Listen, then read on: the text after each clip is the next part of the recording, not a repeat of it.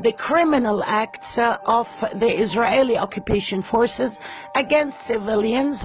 None of them used any fire weapon or lethal weapon. Disproportionate force and live ammunition to kill civilians premeditatively. Genocidal actions against the heroic people of Palestine protesting in dignity and peace. Horrific violations by the Israeli forces. Systematic aggression of Israel against the Palestinian people.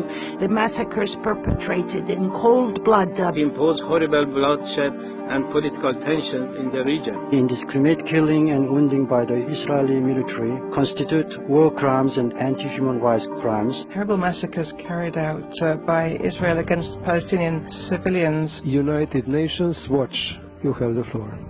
I commanded British troops in Afghanistan, Iraq, the Balkans and Northern Ireland, and served with NATO and the UN. I've come straight from the Gaza front line to share my assessment. Based on what I observed, I can say that everything we just heard here is a complete distortion of the truth. The truth is that Hamas, a terrorist organization that seeks the destruction of Israel and murder of Jews everywhere, deliberately caused over 60 of its own people to get killed. They sent thousands of civilians to the front line as human shields to terrorists trying to break through the border. Hamas's goals, in their own words, was, quote, blood in the path of jihad. I ask every country in this council, you've all been telling us that Israel should have reacted differently, but how would you respond if a jihadist terror group sent thousands to flood your borders and gunmen to massacre your communities?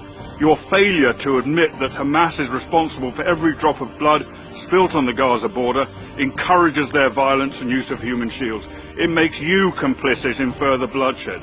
If Israel had allowed these mobs to break through the fence, the IDF would then have been forced to defend their own civilians from slaughter, and many more Palestinians would have been killed.